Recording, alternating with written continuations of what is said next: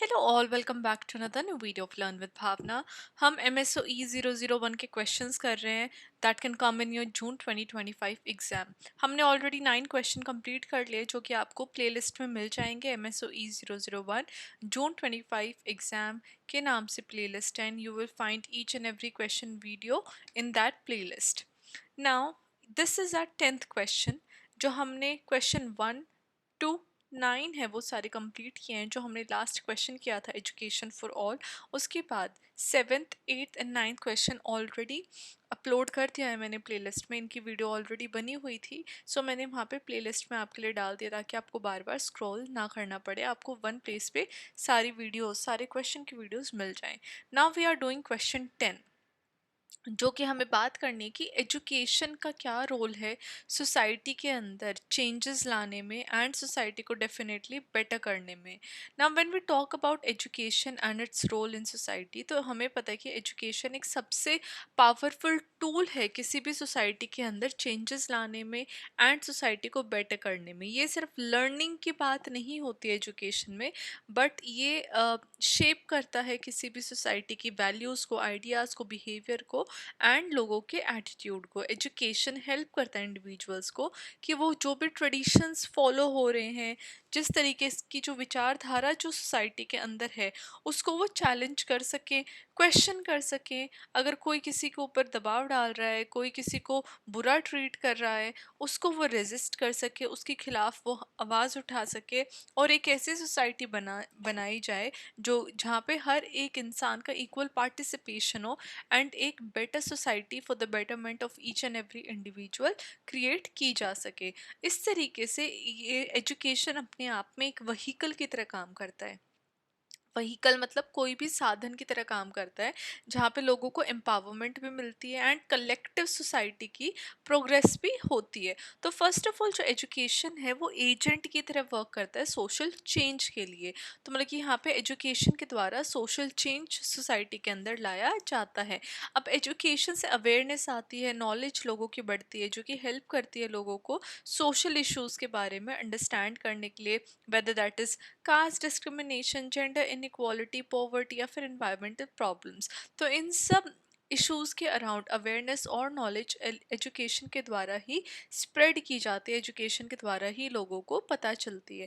Educated individuals क्या है, इन सारे कस्टम्स को जो इतने आउटडेटेड हैं या फिर जो लोगों को इक्वली ट्रीट नहीं कर रहे हैं, तो उसके खिलाफ वो आवाज़ उठा सकते हैं, चैलेंज कर सकते हैं एंड वो फेयरनेस के लिए, इक्वालिटी के लिए अपनी जो वॉइस है उसको रेज कर सकते हैं। फॉर एग्जाम्पल, जब एजुकेशन की स्प्रेड आई अमंग वुमेन तो इंडिया के अंदर इसने बहुत ज़्यादा हेल्प की चाइल्ड मैरिज को रिड्यूस करने में, मेटर्नल हेल्थ को बेटर करने में एंड वुमेन का पार्टिसिपेशन वर्क फोर्स में भी देखा जाने लग गया। वुमेन काम भी करने लग गई, जॉब्स भी वो करने लग गई थी।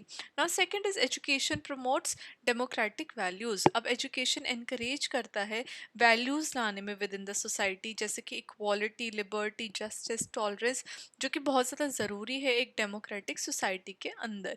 ये हेल्प करता है इंडिविजुअल्स को ये समझने में कि वो क्रिटिकली थिंक करें, डिस्कशन में पार्टिसिपेट करें और जितने भी सिविक एक्टिविटीज़ हो रही हैं सोसाइटी में उसमें भी उनका जो पार्टिसिपेशन है वो भी बढ़ चढ़ के हो। फॉर एग्जांपल, अगर हम इंडिया में कॉन्स्टिट्यूशनल वैल्यूज़ की बात करते हैं या फिर ह्यूमन राइट्स की बात करते हैं, तो उनको स्कूल करिकुलम का पार्ट बनाना एक बहुत ज़रूरी स्टेप था जहाँ पे स्टूडेंट्स और भी ज़्यादा इन्फॉर्म्ड हो गए हैं, रिस्पॉन्सिबल सिटीजन्स वो बन सकते हैं एंड वो करप्शन या डिस्क्रिमिनेशन जैसे जो इश्यूज़ हैं सोसाइटी में उसके खिलाफ वो आवाज़ उठा सकते हैं, उनको वो क्वेश्चन कर सकते हैं।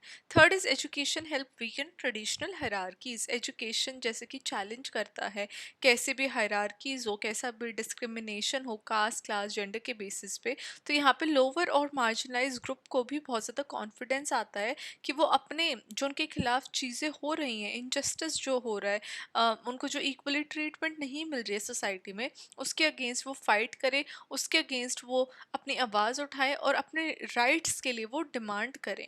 फॉर एग्जाम्पल, दलित मूवमेंट काफ़ी सारी निकल के आई हैं जो कि एजुकेशन के द्वारा ही सपोर्टेड थी, जहाँ पे जो नॉलेज के द्वारा जब दलित्स को, अनटचेबल्स को नॉलेज की एक्सेस हुई तो वहाँ पे वो they could able to raise their voice, वो पॉलिटिक्स में भी आए, एकेडमिक्स में भी आए, पब्लिक सर्विसेज में भी आए। जो एक्सक्लूजन इतने सालों से वो फेस कर रहे थे, उस एक्सक्लूजन से निकल के वो सोसाइटी का important part and important members बनने की उन्होंने भरपूर कोशिश की।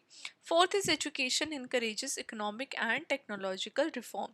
जब जैसे जैसे टेक्निकल और प्रोफेशनल एजुकेशन बढ़ती जा रही है सोसाइटी में, सोसाइटी और भी ज़्यादा मॉडर्न हो रही है, उसमें एग्रीकल्चर मॉडर्न हो गया है, हेल्थ केयर बेटर हो गई है, एंटरप्रेन्योरशिप को प्रमोट किया जा रहा है, न्यू टेक्नोलॉजीज़ को अडॉप्ट किया जा रहा है। तो इसकी वजह से इकोनॉमिक मोबिलिटी लोगों के अंदर आ रही है, सोसाइटी में इकोनॉमिक मोबिलिटी बढ़ रही है। और जो ट्रेडिशनल ऑक्यूपेशन थी, जो ऑक्यूपेशन पहले के ज़माने पे चल रही थी, ज़माने में चलती थी, अब कहीं ना कहीं उसकी डिपेंडेंस कहीं ना कहीं ख़त्म हो गई है। अब न्यू अगर ऑक्यूपेशंस आ रही है तो डेफिनेटली जो इंडिविजुअल्स है सोसाइटी में वो भी उस न्यू ऑक्यूपेशन में पार्टिसिपेट करेंगे, न्यू ऑक्यूपेशन में वो जॉब लेने की कोशिश करेंगे। और वो जॉब कैसे मिलेगी? एजुकेशन के द्वारा। फॉर एग्जांपल इंडिया का जो आईटी रेवोल्यूशन था वो लार्जली लीड किया गया था एजुकेटेड यूथ के द्वारा, जिसने कि ना कि सिर्फ इकोनॉमी को इंडिया की बट अर्बन सोशल स्ट्रक्चर जो था इंडिया का उसको भी टोटली चेंज कर दिया, ट्रांसफॉर्म कर दिया। Fifth is education and social reform movements. अब थ्रू आउट द हिस्ट्री ये देखा गया है कि एजुकेशन ने एक इम्पॉर्टेंट रोल प्ले किया है सोशल रिफॉर्म मूवमेंट्स के तहत, जहाँ पे रिफॉर्मर्स थे Jyotiba Phule, Savitribai Phule and B R Ambedkar ji, sorry.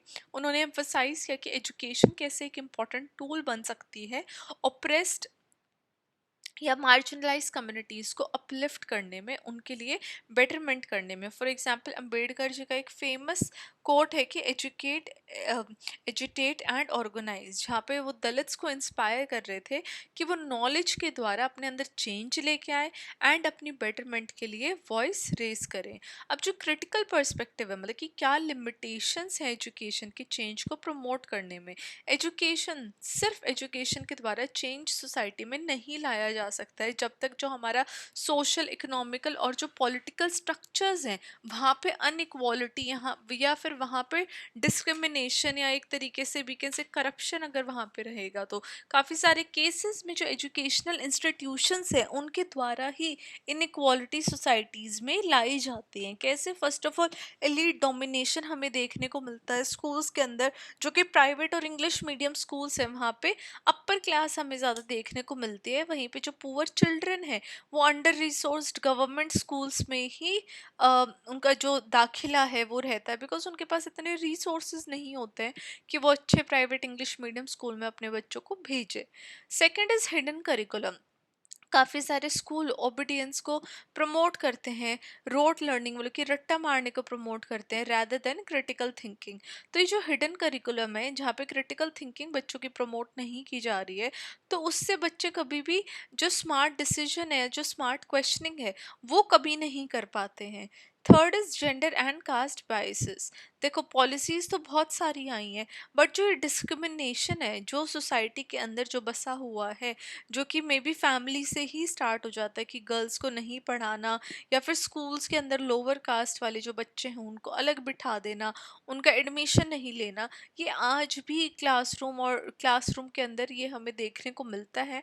And ये जो डिस्क्रिमिनेशन है, gender and caste biasness, hidden curriculum की जो हमने बात की कि क्रिटिकल थिंकिंग बच्चों की डेवलप नहीं हो पा रही है, एलिट डोमिनेशन है, ये कहीं ना कहीं लिमिटेशन बन जाते हैं एजुकेशन को एक फुल फ्लेज्ड चेंज लाने के लिए। राइट, तो इस इन्हीं काफ़ी सारे फैक्टर्स हैं, रीजंस हैं, जिसकी वजह से जो एजुकेशन के द्वारा चेंजेस आ सकते हैं वो नहीं आ पा रहे हैं उस स्तर पर। एट द एंड हम अपने आंसर को कंक्लूड करेंगे ये कहते हुए कि एजुकेशन के अंदर काफ़ी ज़्यादा, एजुकेशन के द्वारा बहुत ज़्यादा पोटेंशियल है कि वो एक पावरफुल इंस्ट्रूमेंट बन सकता है सोसाइटी में चेंजेस लाने के, सोसाइटी को बेटर बेटर के लिए ट्रांसफॉर्म करने के लिए। यहाँ पे अवेयरनेस रेज की जा सकती है, एजुकेशन की हेल्प से स्किल्स बिल्ड की जाती हैं, डेमोक्रेटिक वैल्यूज़ लोगों में प्रमोट की जाती है और मार्जिनलाइज कम्युनिटीज़ को एम्पावर किया जाता है। हावेवर जब एजुकेशन को हम देखते हैं कि वो मीनिंगफुल चेंज लेके आए, तो उसमें एजुकेशन को इंक्लूसिव, क्रिटिकल और लिंक्ड होना पड़ेगा एक ब्रॉडर स्ट्रक्चरल रिफॉर्म के साथ, तभी जो एजुकेशन है वो इनजस्टिस को चैलेंज कर सकता है सोसाइटी में, और एक और भी ज़्यादा इक्वल और ह्यूमन सोसाइटी जो है वो क्रिएट हो सकती है with the help of education. तो ये हमारा आंसर था, जहाँ पे हमने जाना कि कैसे जो एजुकेशन है वो बहुत ज़्यादा नेसेसरी है, एंड एजुकेशन के द्वारा सोसाइटी के अंदर चेंज एंड रिफॉर्म्स लाए जा सकते हैं, definitely for the betterment of the society, betterment of the people. तो ये हमारा क्वेश्चन 10 था। Now I will see you in the next video with question 11। Till then keep on studying, keep on watching all the videos जो कि आपको playlist में मिल जाएंगी। MSOE 001 जून 25 एग्ज़ाम की प्लेलिस्ट अभी आपके पास राइट साइड में, डाउन राइट साइड में लिंक भी आ रहा होगा, तो वहाँ पे जाके आप प्लेलिस्ट में सारे क्वेश्चन की वीडियो देखिए एंड अपने एग्ज़ाम की जो प्रिपरेशन है वो कैरी ऑन रखिए। All the very best for your exam. Bye bye and take care.